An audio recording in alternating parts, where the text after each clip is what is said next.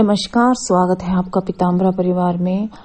आज हम बगलामुखी माँ के चतुराक्षरी मंत्र के बारे में बात करेंगे। जो माता बगलामुखी का चतुराक्षरी मंत्र है वो 7 करोड़ मंत्रों में मंत्रराज कहा गया है। बहुत सारे ऐसे तांत्रिक हैं या सिद्धजन हैं जो इस मंत्र का प्रयोग करते हैं।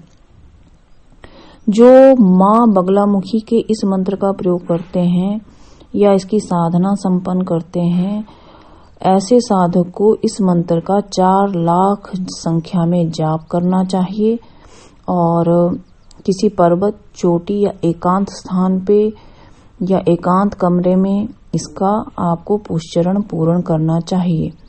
और जब आप ये मंत्र साधना करते हैं तो इस मंत्र साधना में साधक को इसका दशांश हवन करना भी अनिवार्य है।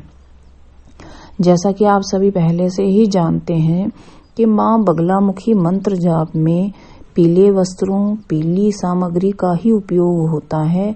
उसी प्रकार इस मंत्र में भी जब आप साधना करते हैं तो आपको भगवती बगलामुखी का जाप करने से पहले पीले वस्त्रों को धारण करना चाहिए। शुद्ध और सिद्ध प्राण प्रतिष्ठित बगलामुखी मूर्ति समक्ष रखनी चाहिए और माँ बगलामुखी का जो ध्यान है वो आपको उग्र रूप में ही इसमें करना चाहिए। इस मंत्र का ध्यान मंत्र भी अलग है, विनियोग मंत्र भी अलग है और इसका विधान भी अलग है। इसका दशांश हवन, दशांश तर्पण और दशांश मार्जन भी करना चाहिए। यदि आप ये नहीं करते हैं तो आपको इस मंत्र का फल नहीं मिलता है। इस मंत्र राज की जब आप साधना शुरू करते हैं तभी से ही साधकों को अनुभव होना शुरू हो जाते हैं। वैसे कहा गया है कि जो लोग सठ कर्म करते हैं या सठ कर्मों का प्रयोग करते हैं उन मंत्रों में ये महामंत्र सर्वश्रेष्ठ है। आभिचार कर्म जैसे मारण, मोहन, स्तंभन, उच्चाटन और सटकर्मों में भी आप इसका प्रयोग कर सकते हैं। जो बगलामुखी मंत्र है वो सभी मंत्रों का मंत्रराज कहा गया है। बगलामुखी मंत्र जो 36 अक्षरी मंत्र है वो सर्वशक्तिशाली है, किंतु बगलामुखी मंत्र बहुत ही सठ कर्मों में प्रयोग होने वाला, शीघ्र फल देने वाला ये चतुराक्षरी मंत्रराज है।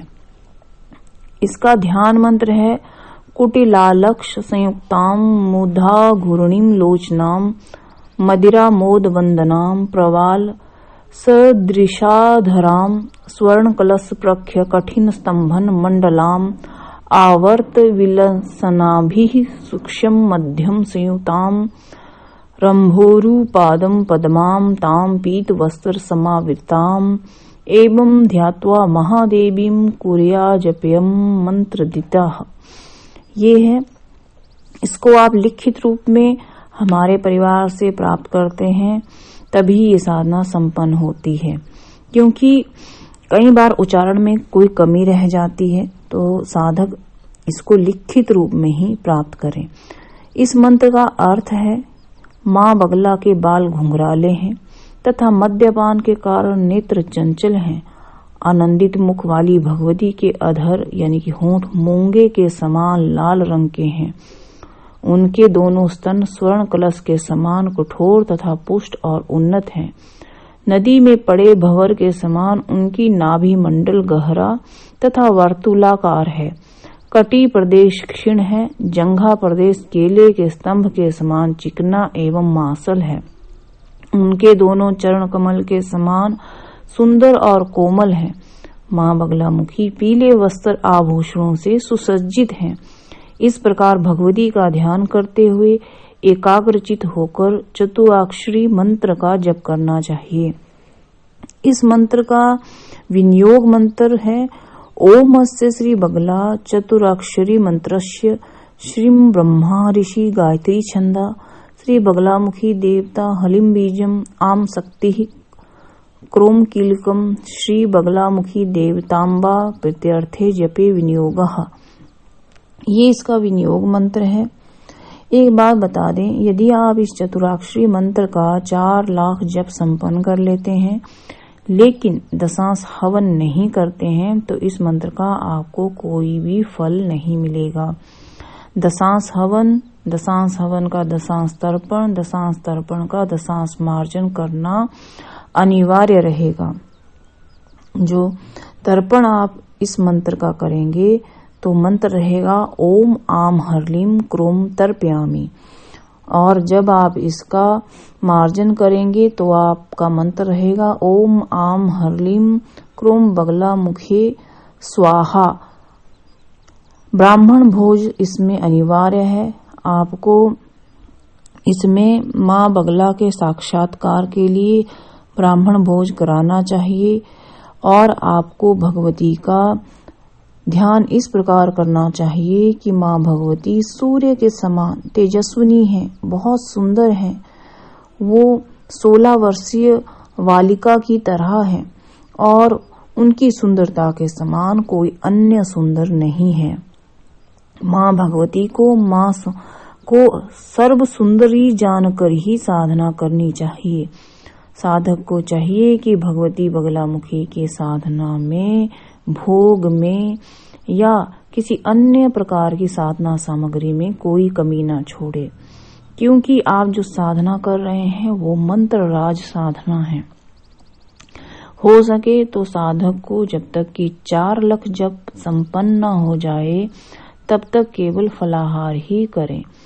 कई लोग अन्न का उपयोग कर सकते हैं, जैसे जो लोग बीपी, शुगर या किसी गंभीर बीमारी से ग्रसित हैं और जिनको डॉक्टर्स ने कहा होता है कि आपको दवाई लेना अनिवार्य है, तो एक समय वो भोजन कर सकते हैं।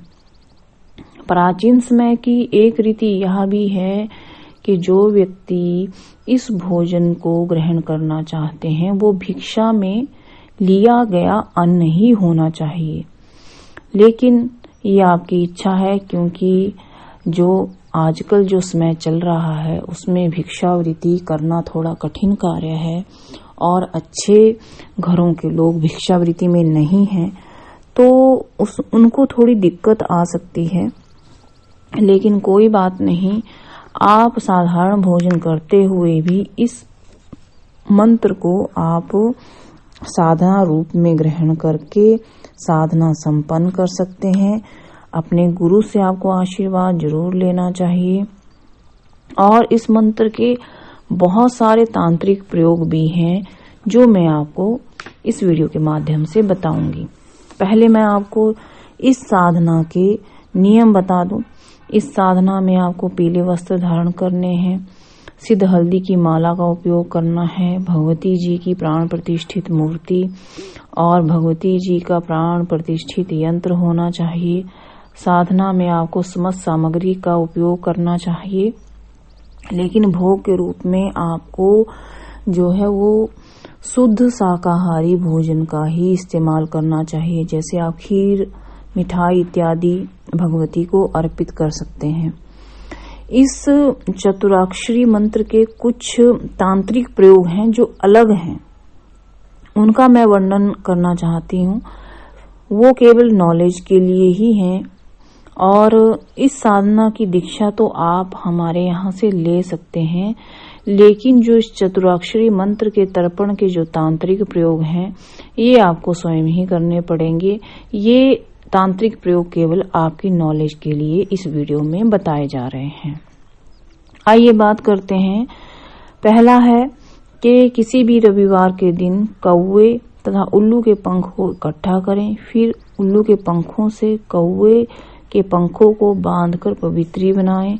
इस पवित्री को हाथ में धारण करके चतुराक्षरी मंत्र का जप करते हुए कलश जल में 10,000 तर्पण करने से शत्रु को नित्य रोग हो जाता है और वह दिन में भी अंधा हो जाता है, अर्थात उसे दिन में भी कुछ दिखाई नहीं देता।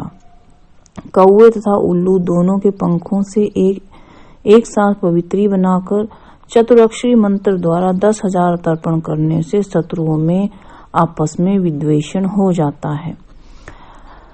इसका एक और प्रयोग है, यदि मदिरा यानी शराब के द्वारा अगर इसका तर्पण किया जाता है तो समस्त सिद्धियां आपको प्राप्त होती हैं। एक स्वच्छ, शुद्ध और सुंदर कलश लेकर उसे भली प्रकार धोकर मल मूत्र से उसका पूजन करें और फिर उसे शुद्ध जल भरकर पुनः पूजन करके आपो व मंत्र बोलकर उस जल को आपको किसी भी शमशान घाट में छोड़ देना चाहिए। रविवार के दिन आप किसी भी शुद्ध जल को लें और सूअर के बालों को आप उससे एक पवित्र ग्रंथि बनाएं। कलश में जो जल रखा है उसमें सूअर का रज मिलाकर इस चतुराक्षरी मंत्र का 10,000 तर्पण करें तो शत्रु के भोजन के प्रति अनिच्छुक हो जाता है। भोजन न करने के कारण उसकी मृत्यु भी हो जाती है। कलश के जल में यदि कुकुर का रक्त यदि मिला दिया जाए तो 10,000 तर्पण करने से शत्रु कुत्ते के समान भौंकता हुआ इधर उधर मारा फिरता है।